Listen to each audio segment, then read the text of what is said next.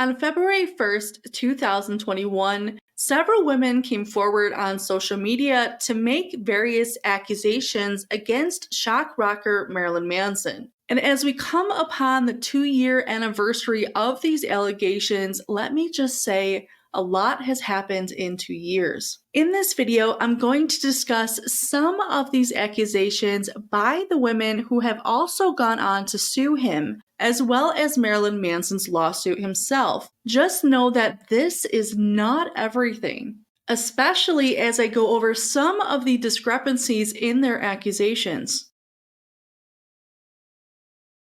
Esme Bianco is an actress known for her role as Roz in the Game of Thrones franchise. Before her acting career, she was a London-based fetish/BDSM model and burlesque dancer. She came forward alongside Evan Rachel Wood on February 1st, 2021 with accusations against Manson. First, by posting a statement on Instagram stating, quote, "I support and stand with the survivors who have come forward today. When the time is right for me, I will have more to say about my own experience and will share my story in full." The right time apparently came by February 10th, when an article published in New York Magazine's The Cut, where she is featured on her accusations. The next day, she posts on Instagram officially naming Manson as her alleged abuser with claims of trafficking. This is also the same day she is featured in an interview on Good Morning America. What's interesting is her attorney confirms to the media that Esme was interviewed by the FBI and, quote, gave evidence related to trafficking and other crimes. But as it stands today, it appears there is no active criminal investigation by the FBI, which seems to be the leading authority, as it is a federal and international crime. So while Esme is suing Manson with claims of trafficking and other crimes, the FBI has not pressed charges. Esme Bianco is suing Marilyn Manson for an excess of $10 million. In her lawsuit, she claims she first met Manson in 2005, but it was not until February 2009 she alleges abuse first occurred. She claims Marilyn Manson paid for a flight to LA and a hotel for her to appear in his music video to be filmed on flip cameras by Manson himself. The music video was called "I Want to Kill You Like They Do in the Movies." Esme states she understood this to be a professional project, expected crew to be present, and that it would officially be released. Some of her allegations from the shoot include sleep deprivation, wearing lingerie as her costume, claims she was not provided food but only drugs and alcohol, and even claims being tied up, whipped, and electrocuted. What I found interesting is she does not explain if this was filmed as part of the music video, just that it was not released to her knowledge, with claims he kept making excuses up until May 2009. However, on March 24, 2009, Manson details to Rolling Stone the music video was severely sadistic, but it would no longer be the first single or music video for his new album. This is a month after recording the music video, which it seems likely she would have known about this change of direction, considering she claims they were openly communicating that whole time, and claims they were in a long-distance relationship starting in May 2009. Esme Bianco claims Marilyn Manson convinced her to move to LA to live with him in April 2011, alleging Manson would help her secure a visa and launch her career, and that she would star in his film Phantasmagoria.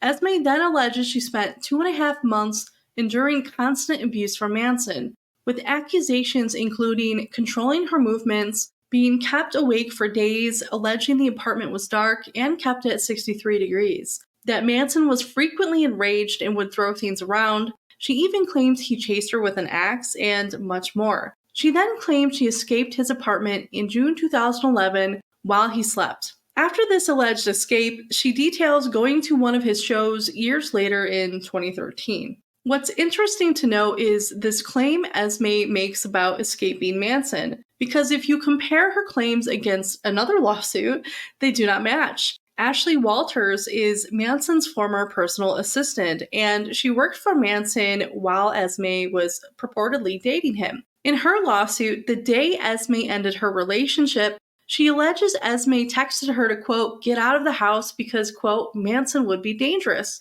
Ashley details leaving the house and picking up Esme while driving Manson's car. Okay, so Esme claims she escaped Manson while he slept, which implies Esme is with Manson, right? So where was Ashley at if Esme texted her to, quote, get out of the house because she knew, quote, Manson would be dangerous? That also implies Ashley is in the same place as Manson. And the fact Ashley then details picking up Esme while driving Manson's car has me asking a lot more questions.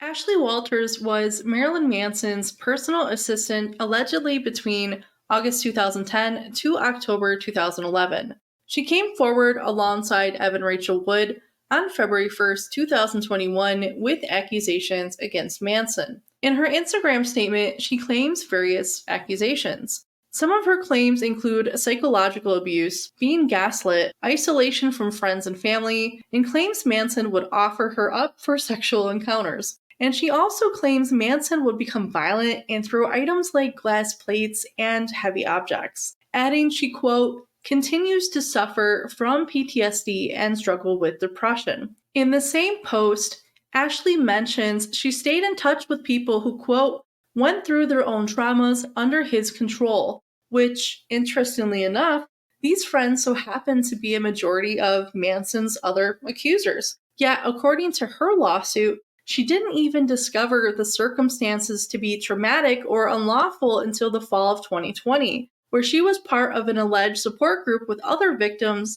as seen in the HBO documentary Phoenix Rising. It wasn't until December 2020, 2 months after this filmed support group, that she was diagnosed with PTSD as detailed in her lawsuit, which is known to be the easiest mental health disorder to fake. And it's worth pointing out, she does admit to being fired twice by Manson, which she claims was in July 2011 and then in October 2011.